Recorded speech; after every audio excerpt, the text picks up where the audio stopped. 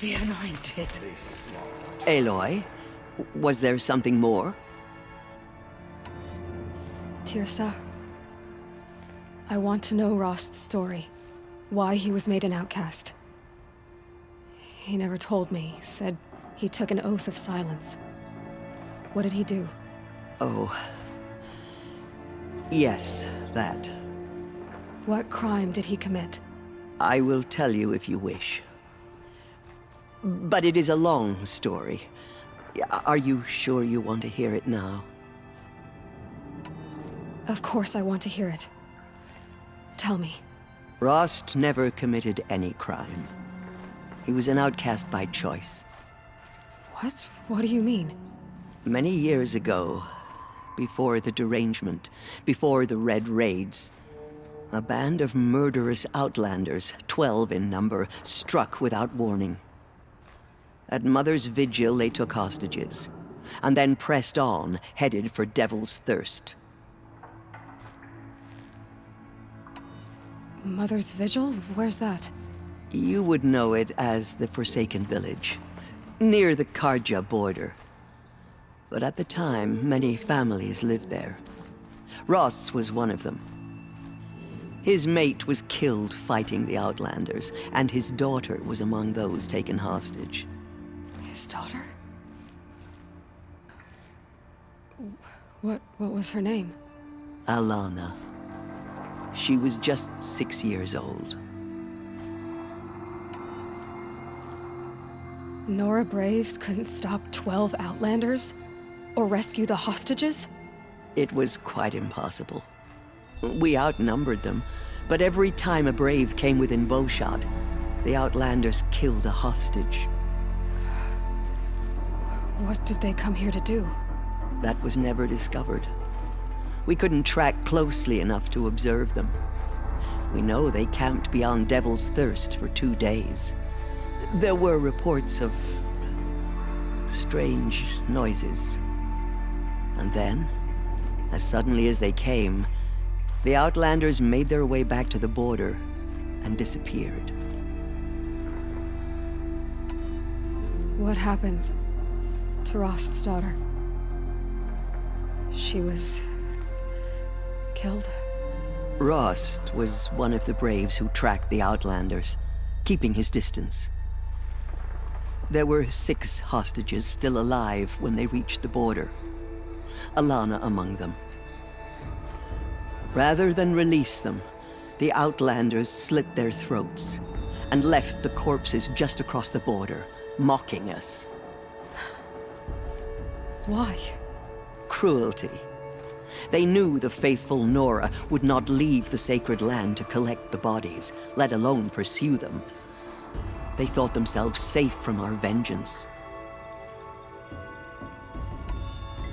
Are you saying that Rost went after them? That he became an exile?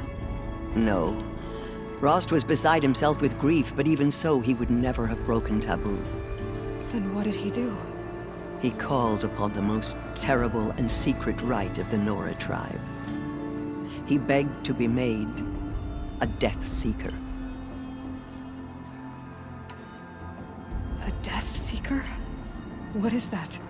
One who dies to go seeking, and in seeking, brings death to others. The ritual drags the spirit from one's body, releasing it to All Mother's care. The heart beats, the mind thinks, but the spirit has moved on. I don't understand. Rost went after the Outlanders, but his spirit never left. It remained here with All Mother. He gathered the bodies of the slain and returned them. And then he set out in pursuit, not as an exile, but a weapon of vengeance. A barbed arrow shot from a bow, never to return. But Rost did return. Yes. A full year later, and terribly wounded. He collapsed at the border of the sacred land. A hunting party came upon him. He was delirious, in agony. By law, he should have died where he lay. But one of the hunters broke taboo, and reaching across the border, she dragged him to our side. Who was she? A brave who'd lost a mate and 2 sons to the very outlanders that Rost pursued. So, Rost never finished his mission. To the contrary, he killed all 12.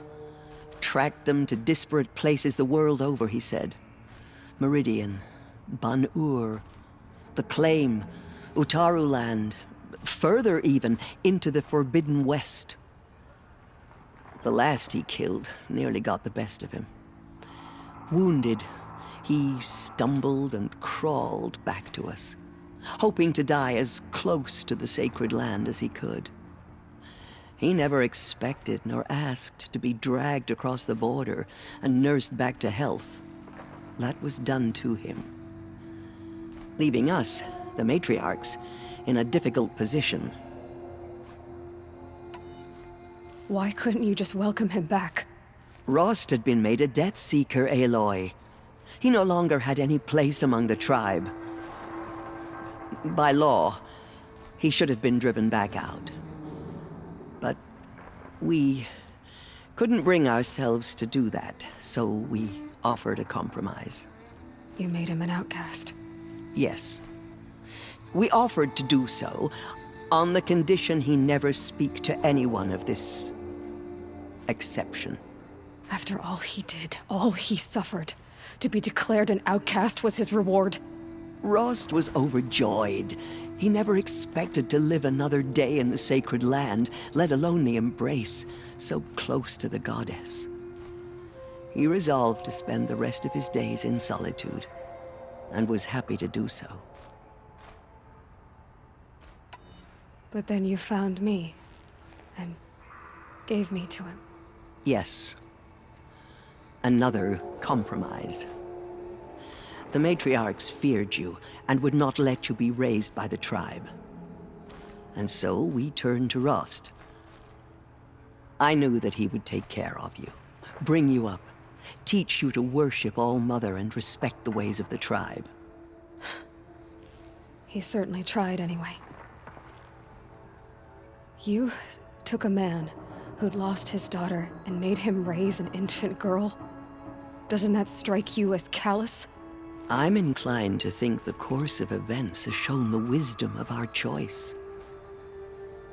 And I'm quite certain that from the moment he laid eyes on you, he saw you as a gift and never a burden. All right, Tirsa, that's quite a story. I should be going.